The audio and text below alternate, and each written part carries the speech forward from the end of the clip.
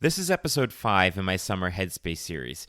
This is a chance to revisit episodes from the previous school year during the summer months when you might have a little extra time. You can look for these throughout the summer with new podcast episodes beginning on August 22nd. In these Summer Headspace episodes, I revisit episodes by theme, and you'll find the links to listen to those episodes right here in the show notes.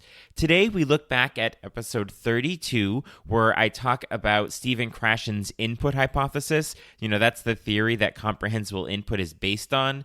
And then episode 13, where John Bracey spoke with me about teaching with comprehensible input. So these two episodes together give a clear understanding of where CI comes from and how we can use it in the classroom. So let's jump in. Are you a language teacher looking for some reassurance that what you're doing in the classroom is on the right track? Or maybe you're looking for some ways to teach even more effectively. If you're one or the other or somewhere in between, you've landed in the right place. This is the World Language Classroom Podcast with your host, me, Joshua Cabral. You're about to get tips, tools, and resources so that your students continue to rise in proficiency and communicate with confidence. Let's jump in. Vamos, allons-y. Hello, my friends. Bonjour, mes amis. Hola, mis amigos. Welcome to the World Language Classroom Podcast. I am Joshua Cabral, and thank you, as always, for being here to listen to these episodes so that you can think about what's going on in your own classroom. And particularly if you're listening to the Summer Headspace episode during the summer months, that is true kudos to you as a teacher. So thank you so much for listening, or whenever you're listening to it. But if you are listening to this over the summer when it comes out, that is really showing some awesome dedication to you as a teacher. Please take a second and make sure that you are liking or subscribing, whatever the app is asking you to do that you're listening to this on, so that you make sure and get new episodes every Monday when they come out. And while you're there, if there's an opportunity to leave a rating, I would appreciate that as well, because it helps other teachers to see what the podcast is about and gets them involved in listening. So I always appreciate that while you're there. So in this Summer Headspace episode, as I mentioned in the intro, we're going to be looking at two complementary episodes that would be a good idea to listen to together. So the first one is episode 32, where I discuss the work of Stephen Krashen, in particular his input hypothesis and how this led to our understanding of comprehensible input. So I get into what comprehensible input actually is, and it's really based on this overall hypothesis of Stephen Krashen, and there are 5 individual yet somewhat interrelated theories that make up his whole hypothesis, and the idea of comprehensible input is really just one of them.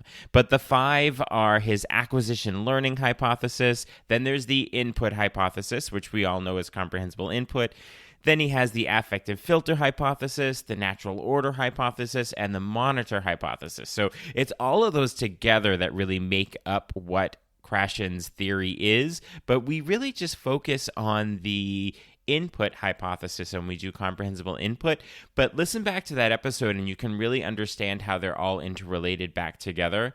And as with any theory, there's going to be criticism out there. So I talk a little bit about some of the criticism from Brown, McLaughlin, and Gregg that have come up through the years. But also there's a ton of support. And even though the theory goes over a couple of decades now, it's not exactly recent when Krashen first put this out, there is a lot of support behind it now. Lichtman and Van Patten, they went back and they looked at the original work of Krashen in light of how we see language learning now, and they wrote, "Was Krashen right 40 years later?" And they do put their support behind Krashen even 40 years later, and they really say the ideas have evolved and are still driving second language research, but a lot of times it goes unacknowledged and we're using new terminology for that reason. So I get into all of that in the episode on Stephen Krashen so that you can get a really clear idea of what that whole concept of comprehensible input is and where it comes from. So listen back to that, and then it would be a really good idea to then listen to episode 13, because in episode 13 I spoke with John Bracey, and he is a Latin teacher in Massachusetts, and he tells us all about how he uses CI CI to teach language in his classroom, to teach Latin in particular, but he gives really great ideas for teaching any language through comprehensible input. But it would be really helpful to have that first episode behind you, that episode about Stephen Krashen's theory, to really understand like the meat behind what John Bracey is talking about in this episode. So he then goes on to speak specifically about his own journey with CI and how he discovered it. And then we discuss the linguistic benefits of CI, along with how it provides opportunities to actually personalize language and connect with students. So again, that first episode is going to really give a lot of the theory behind it. So when you listen to it, you can fill in some of the blanks of really understanding where some of this comes from. And then the great thing in episode 13 with John Bracey is that he gives us a glimpse into what his CI classroom looks like. And then he speaks specifically about how Latin teachers should be or can use comprehensible input in their classroom when there might be some pushback because of maybe oral Latin not happening so much. So in the show notes, you will find the links to episode 32, my discussion about Stephen Krashen's input hypothesis, and episode 13, where John Bracey talks about teaching with CI, so you can listen to them all together. There are also links to get in touch with me if you'd like to work together, either in person or in your school or remotely during the upcoming school year. Look for a few more Summer Headspace episodes of the next couple of weeks, and then new podcast episodes will come out beginning August 22nd. I will talk to you soon. Bye for now. You've been listening to the World Language Classroom podcast.